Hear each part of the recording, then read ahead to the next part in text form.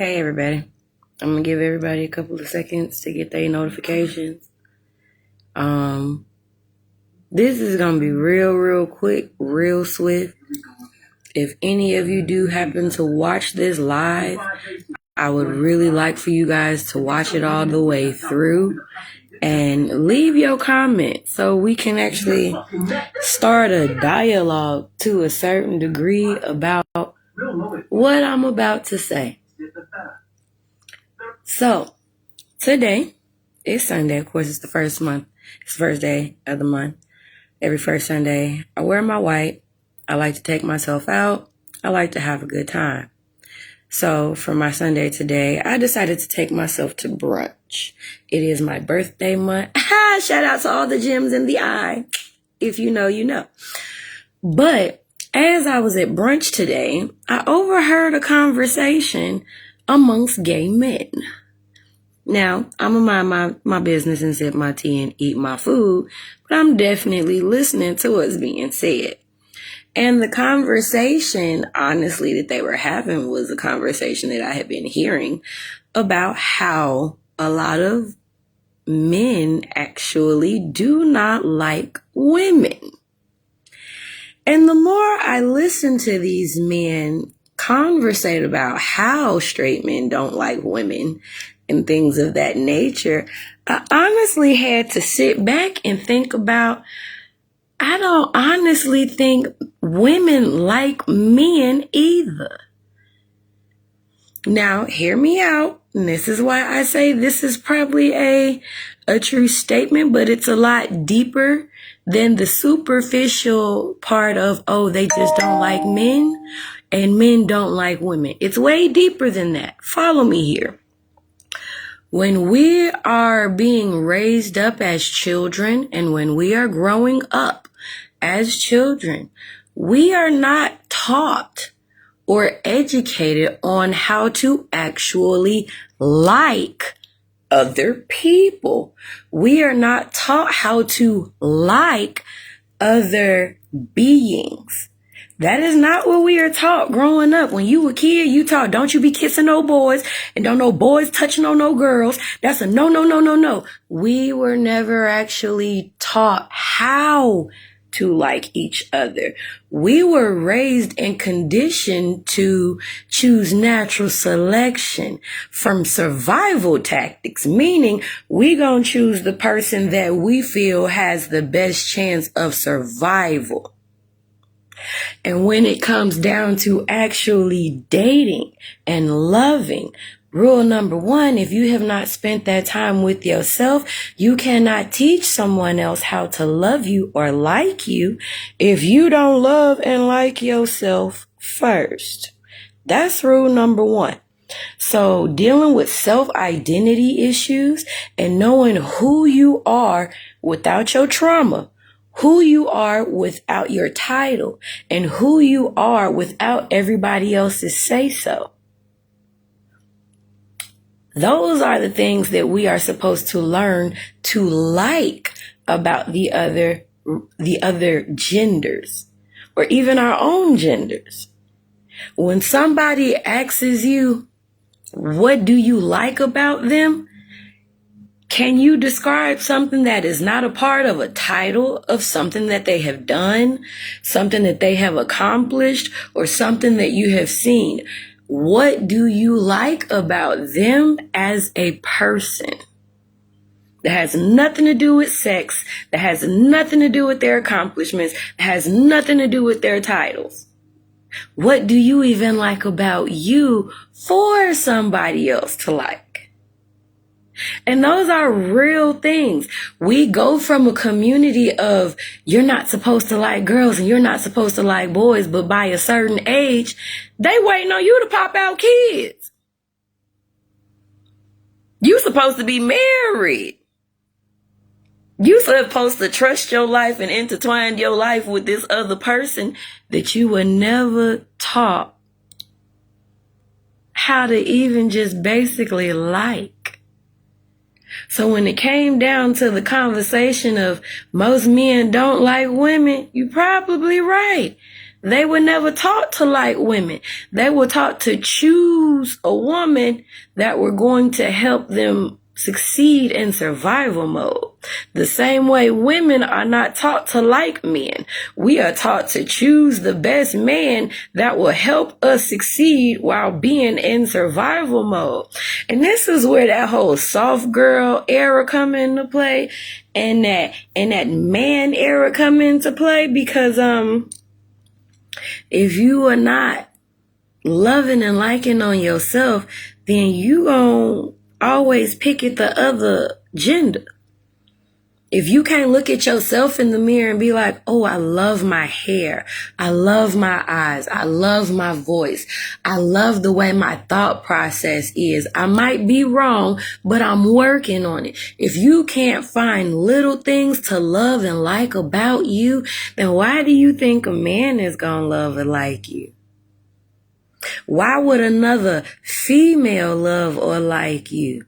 So no, we were not raised in a cultural community of liking each other at all. We were mentally conditioned to choose each other off a natural selection of survival. So this is why a lot of our relationships and things don't really last too long, because we are not taught how to like the person that we chose to survive with. We were taught to look at their natural qualities of selection and see if they would be the best choice in order for us to survive and live long term. In order for us to have an enjoyable time long term.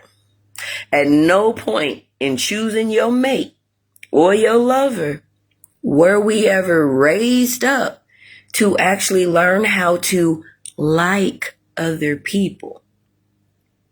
This is why it has come about that men don't like women. You're right. They probably don't like us. Especially if we've been conditioned to choose off a natural selection, and most people are choosing from wherever they are. A man can sit here and be like, oh, I want a woman that'll cook, clean, do this, that, and the third. But sir, do you like her enough to provide those things for her in order for her to do that for you? If you don't like her enough to take interest in what she's doing and what she's about, and it's the same thing for women. You can choose the man to make the money. You can choose the man that's a great provider. He's a great protector, but he don't like you. And this is the culture that a lot of us was raised in, watching our grandmothers and grandfathers. They chose to stay married and say it was for the kids because they technically didn't like each other no more. There was nothing to like. It was a survival tactic. It wasn't like grandma actually loved the smell of granddaddy's skin. It wasn't the fact that she loved hearing his heart beat in her ears in the morning. That ain't none of the stuff we ever heard about.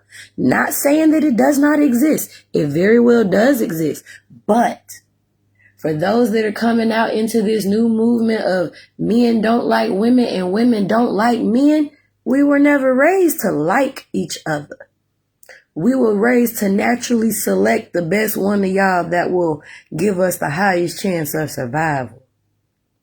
And I can't choose nobody that I like if I don't know what I like about me. That way I can live in that truth of who I am and find the person that actually likes me. Not what I can bring to the table. Those are assets. Those are like when you play in a video game and you get different characteristics to level your character up. That's what when somebody say, what do you bring to the table? That's what that is. But as far as a man liking a woman or a woman liking a man, from childbirth and on up, we were never conditioned or raised to actually like the other gender until it was time to procreate. You literally go through a whole stage in your life of don't talk to boys, don't touch on boys, don't do none of this with boys, to now you got to get married and have a baby. And it's hard to do a lot of that when there is a huge emotional disconnect, because technically you don't know what you like. You don't even know what you like about the other person. You just know they can provide. You know they work hard. You know they are very dedicated.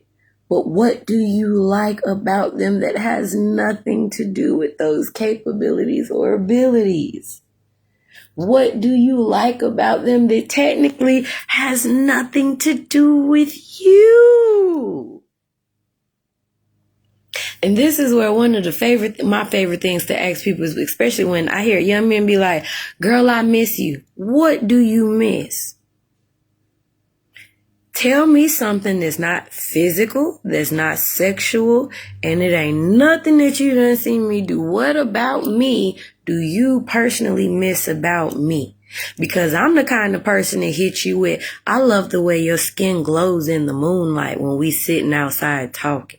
I love the way that you smell the first thing in the morning. I don't even care about your morning breath. I just like your normal, natural pheromones of you.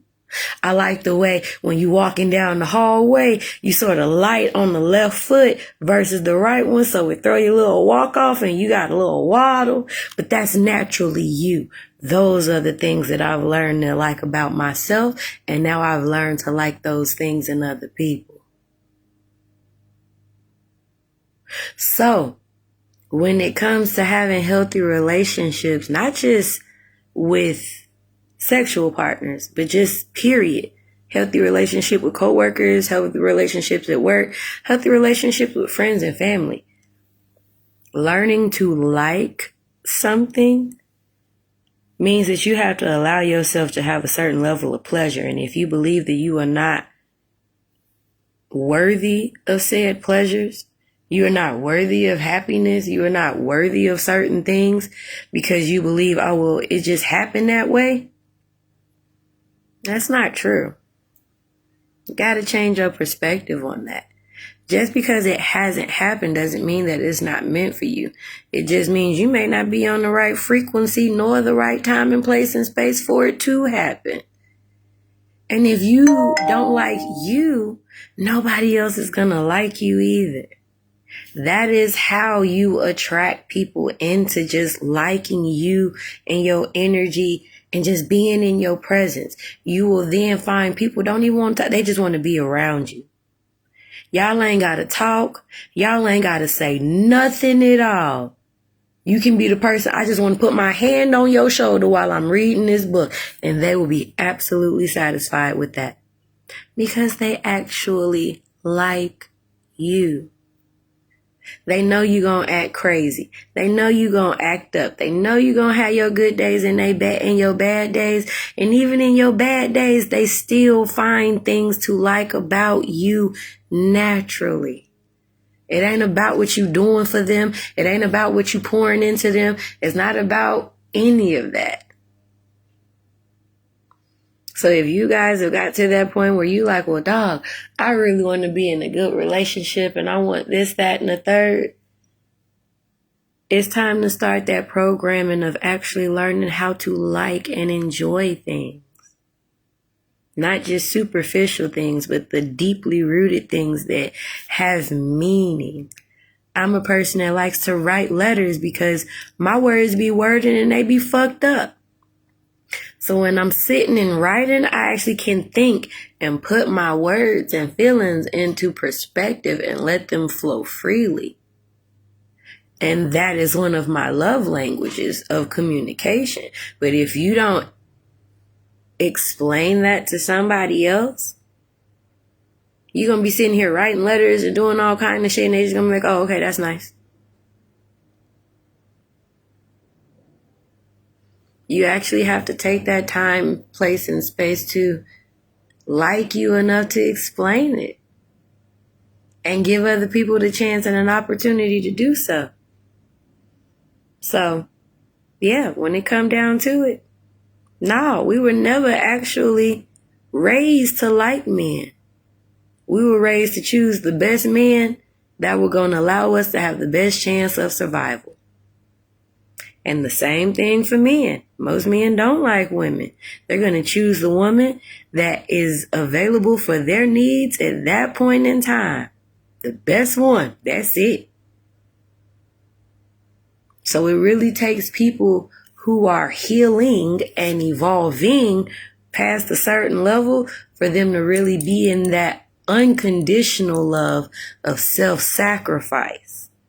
They don't care about the pleasure of themselves. They want to make sure you're happy because they actually like you.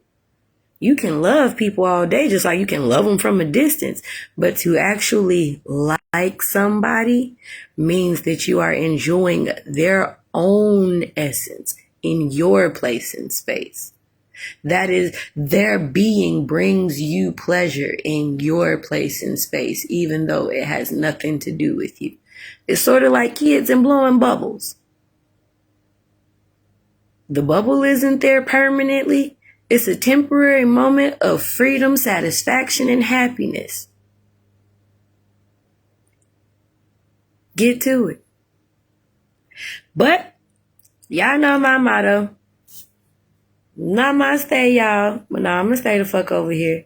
Bye.